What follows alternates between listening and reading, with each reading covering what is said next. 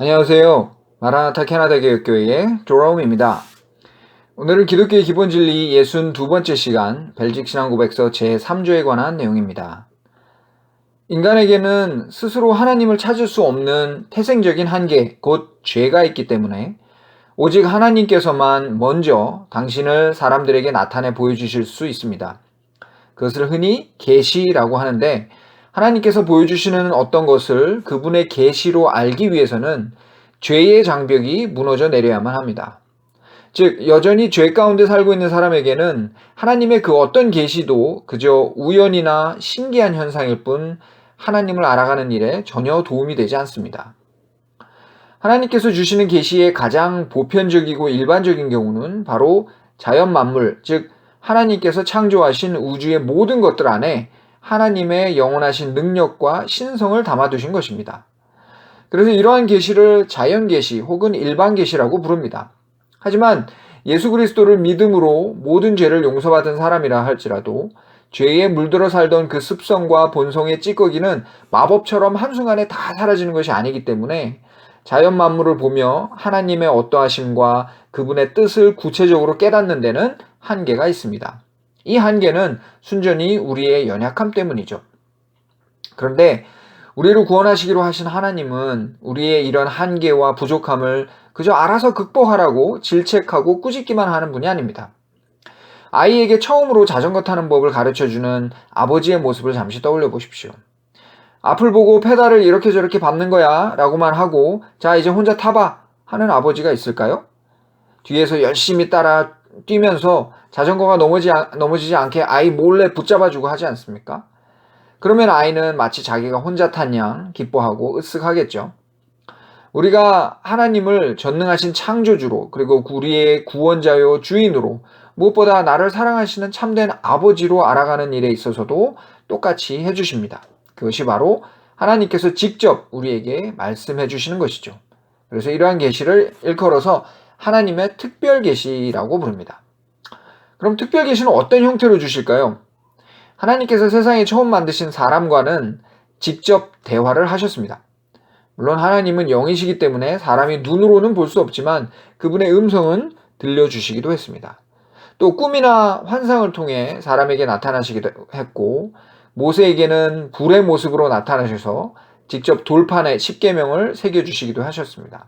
그런가 하면 매개체가 되는 사람을 통해 그 뜻을 전달하시기도 했습니다. 흔히 선지자나 예언자라고 불리는 사람들이 먼저 꿈이나 환상 혹은 직접적인 음성을 통해 하나님의 뜻을 듣고 그것을 다른 사람들에게 알려주는 것이죠.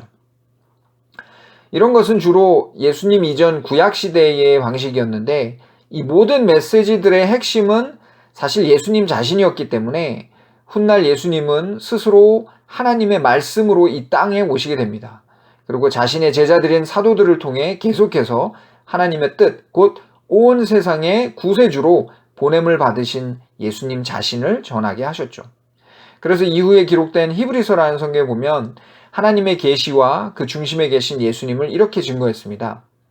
옛적에 선지자들로 여러 부분과 여러 모양으로 우리 조상들에게 말씀하신 하나님이 이 모든 날 마지막에 아들로 우리에게 말씀하셨으니 이 아들을 만유의 후사로 세우시고 또 저로 말미암아 모든 세계를 지으셨느니라. 이렇게 하나님의 특별한 계시는 과거에는 선지자들이나 다른 여러 형태로 나타났었지만 그 계시의 가장 핵심이 되는 예수 그리스도께서 비로소 이 땅에 오심으로써 자신을 세상의 구원자로 보내신 하나님의 뜻을 분명하게 전파했습니다.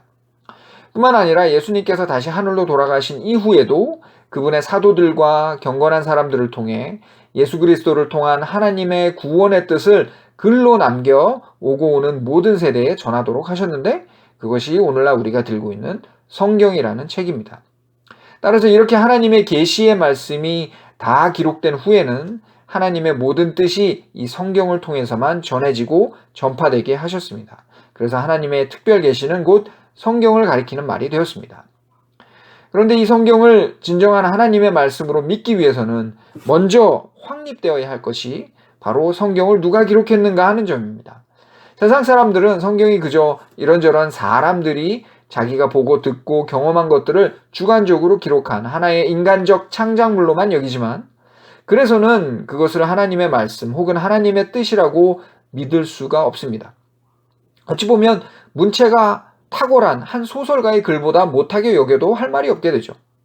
그러나 성경은 비록 여러 명의 다른 저자들이 오랜 세월에 걸쳐 기록한 것이긴 하지만 그 모든 과정에 하나님의 영이신 성령님께서 처음부터 끝까지 관여하셨음을 부정해서는 안 됩니다. 즉 모든 저자는 자기의 지식과 경험과 독특한 필체를 가지고 글을 썼지만 그들의 펜이 종이에 닿기까지 성령님의 영감이 임하셔서 결국 하나님께서 사람에게 전하시고자 했던 모든 것을 그 안에 담게 하셨던 것입니다. 그래서 모든 성경은 참으로 하나님의 감동으로 된 것으로 교훈과 책망과 바르게 함과 의로 교육하기에 유익한 하나님의 특별한 계시의 말씀입니다. 감사합니다.